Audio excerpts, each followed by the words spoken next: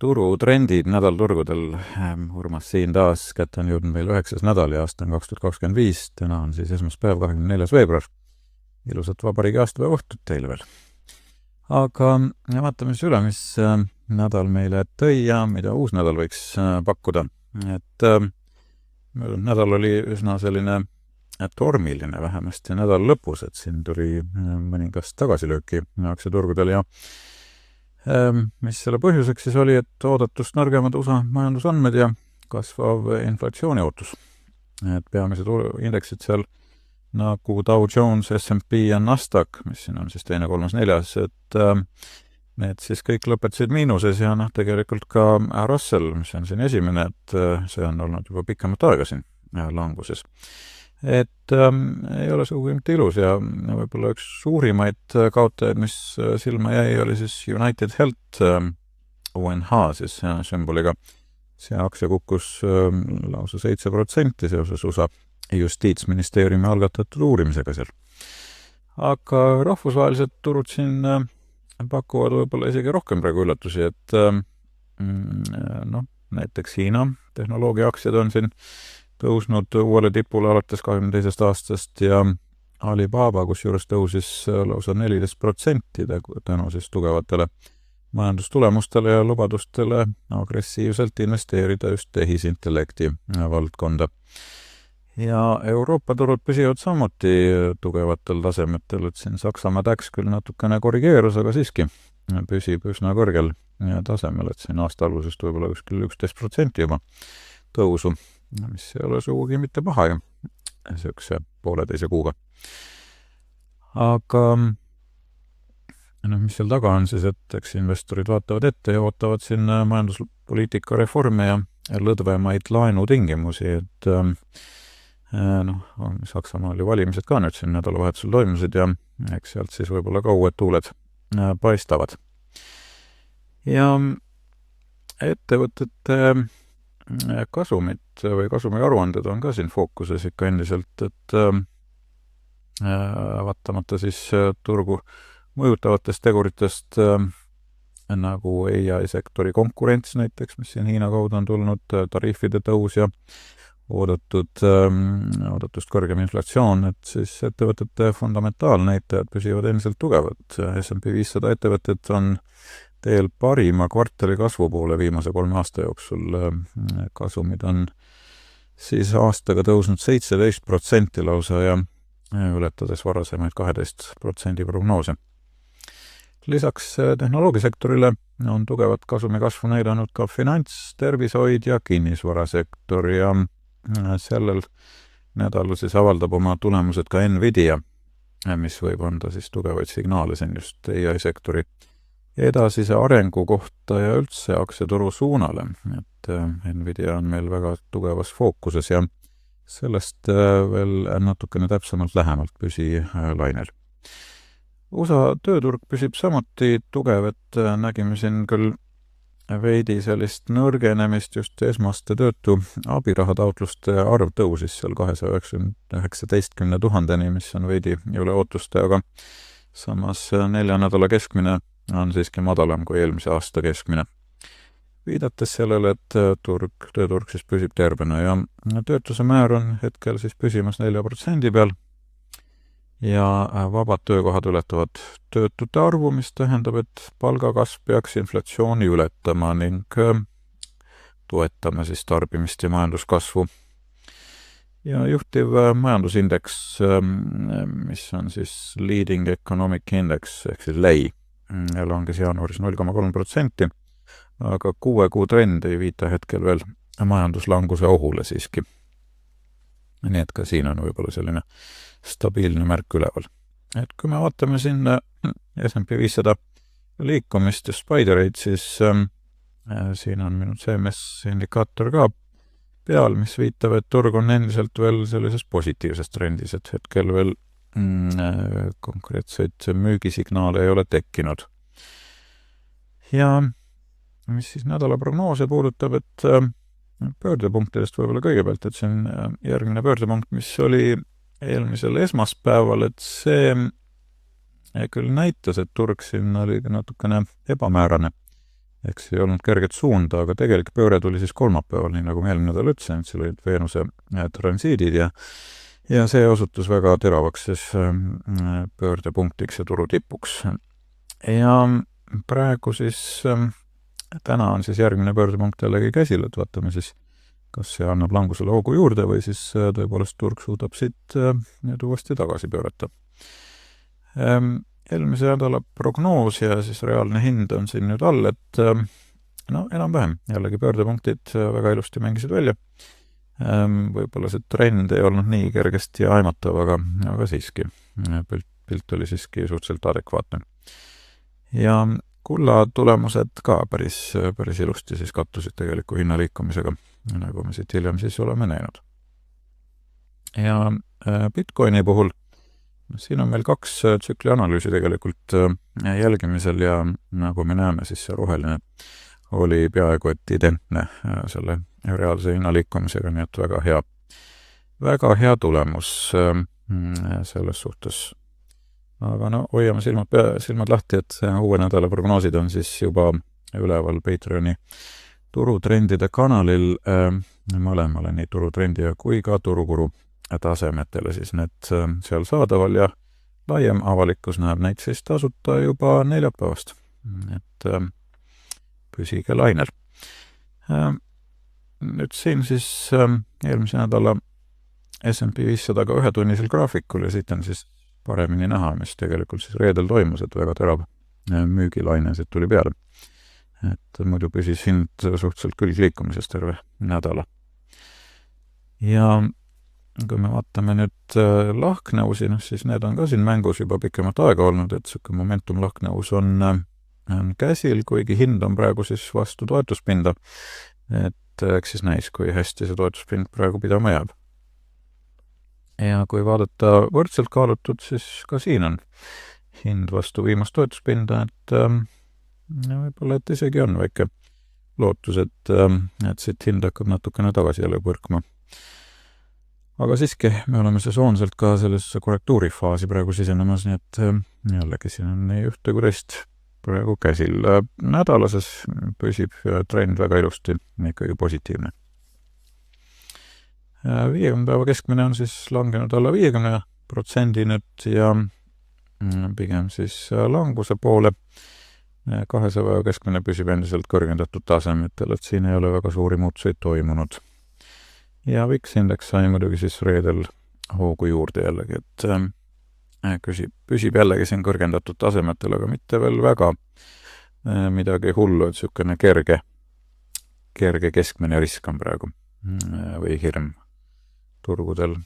Ja kui vaatame sektorite tootlust, siin on üsna selgesti näha, mis sektorid siis reaalselt parimaid tulemusi näitasid, et need on siis need nii-öelda kaitsesektorid, et kui turgudel asi hapuks läheb, siis tavaliselt need sektorid hakkavad paremini performima ja nendeks on siis consumer staples, ehk siis need nii-öelda tavalised tarbijakaubad ja ka toiduained, siis kommunaalteenused ja ka tervishoid olid ühed tugevamad siin nädala jooksul ja kõige suuremaks kaotajaks siis just need laiemad tarbekaubad, mis on siis pigem tsüklilised, et nagu autod ja muu selline suurem, mida võib-olla iga päev vaja ei ole. Et see siis oli kõige suurem langeja siin. Et miks see on nagu oluline, et kui me vaatame seda turutsükli faasi, kus me täna oleme, siis just selles tipnemise faasis hakkavad need kaitsesektorid siis olulist rolli mängima, nagu tervishoid ja consumer staples ja ka utilities, ehk siis need kommunaalteenused. Nii et selles mõttes on märke, mis viitavad, et turg on oma tippu reaalselt juba leidmas või vähemasti turg väga aktiivselt siis iga ohu peale praegu selles suunas liigub. Ehk siis hakatakse kaitsepositsioone võtma ja sellel aastal ilmselt see ongi selline võtmetegur, et nagu väikene hirmufaktor siin mängu tuleb, nii hakatakse kohe kiirelt müüma.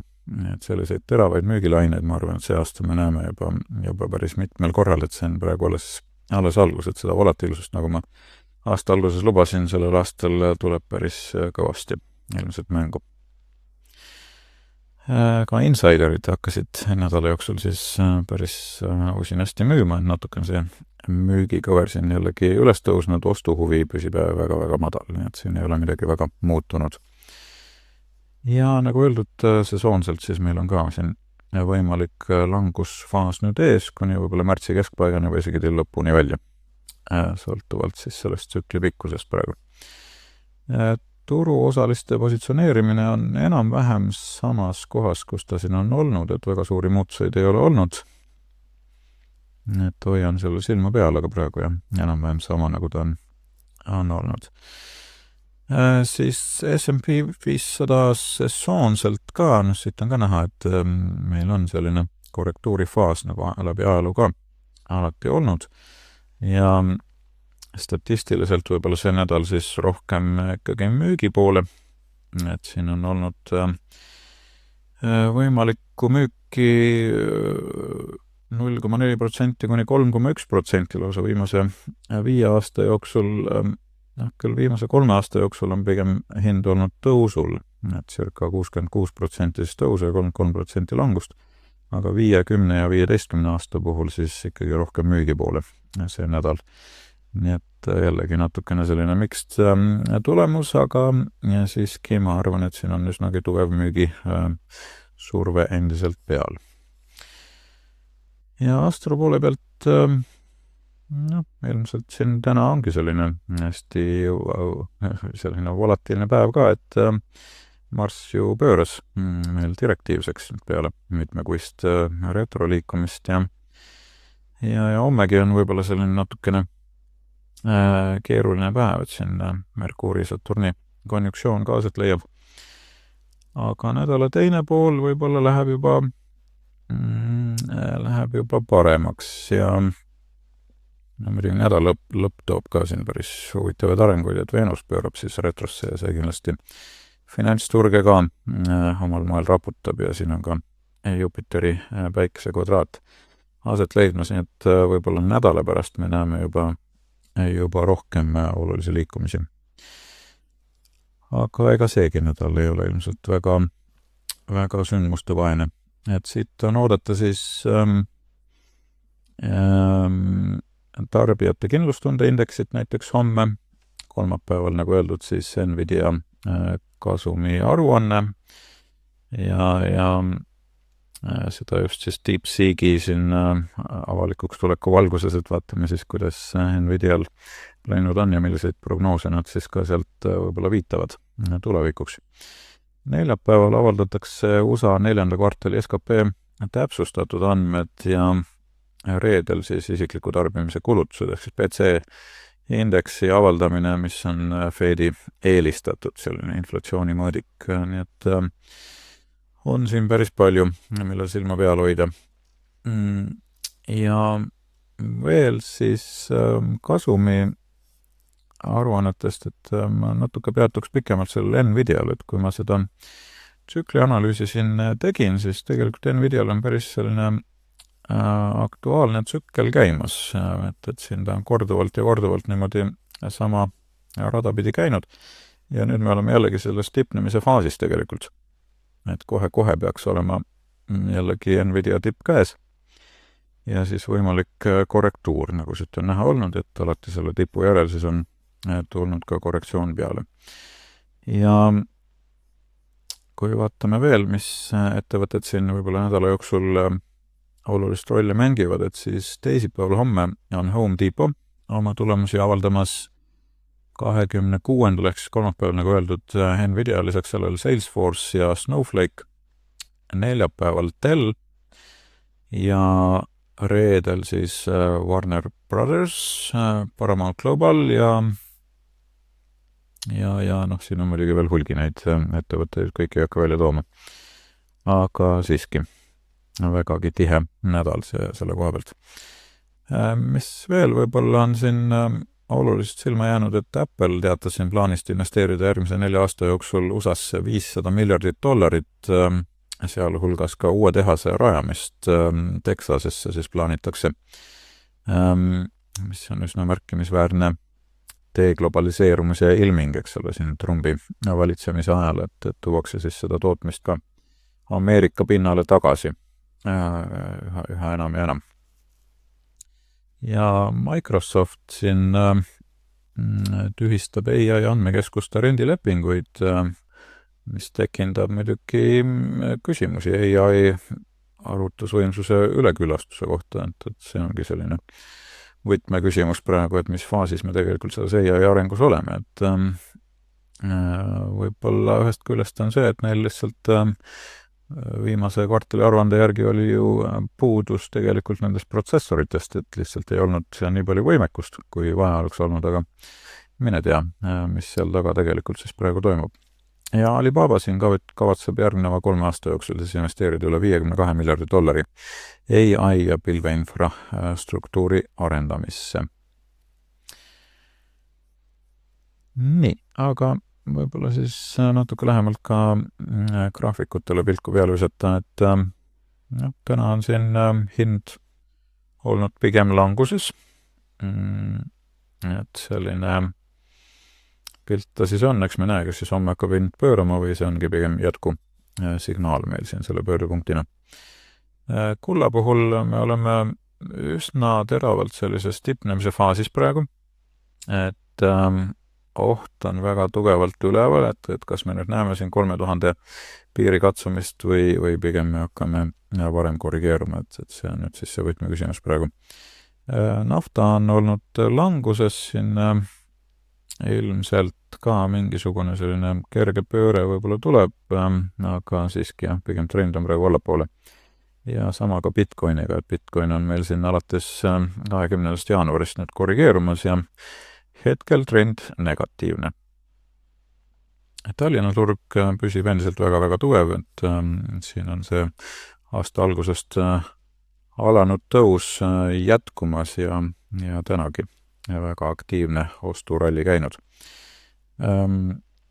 Inglise turg, siis Londoni börs on praegu korrigeerumas sarnaselt siis USA turuga ja Saksa turg ka natukene korrigeerus, täna küll juba suutis veidi siin hoogu üles võtta, et peale valimisi on natukene seda optimismi jällegi tagasi tulnud. Siis suurematele, kui siin viskame pilgu peale, et mis Apple teeb, Apple on endiselt tõusulainel, Amazon endiselt languselainel, ja Google samuti korrigeerumas. Meta on samuti siis oma tipu praeguseks leidnud ja korrigeerub. Microsoft on väike võimalus, et ta siit hakkab ikkagi üles liikuma, aga hetkel tuli veel madalam põhi nüüd, et ta hakkab natukene sellist põhja siin kompama juba, et sellised märke on näha. Millal see põhi täpselt kätte jõuab, seda on muidugi raske öelda. Nvidia, nagu öeldud, ootame aktiivselt kolmapäeva siis ja majandustulemusi, aga võimalus on, et see hind ikkagi korrigeerub siit nüüd allapoole natuke aega. Netflix samuti korrektuurifaasis, Tesla sama praeguseks siin topeltpõhi, et kas ta nüüd hakkab siit uuesti üles liikuma või mitte, see on jällegi võtmeküsimus. Palantir samuti oma tipu leidnud ja praeguseks siis korrektuurifaasis ja üsna teravasti. PayPal on ka tegelikult võimaliku lahknevuse teel siin, et võib-olla hakkab isegi ümber pöörama ja sama lugu tegelikult SoFiga. Et siin samuti lahknevus mängus. Nii et hoiame silmed lahti, kas fintechi sektor suudab siis hakata mingisugust tõusu ka näitama siin lähiajal. Ja Lululemon on siis korrektuurifaasis, nii nagu eelmine nädalgi sai öeldud, et praegu püsib negatiivne. Et sellised mõtted võib-olla selleks nädalaks. Loodan, et sellest taas teile abi ja kui on huvi täpsemate prognooside järgi, siis tule ja liitu minuga Patreonis. Seal on siis juba ka nädala ideede video kenasti saadaval ja ka nädala prognoosid eraldi üleval. Mina aga soovin teile edukat nädalat ja kohtume taas. Kõike head!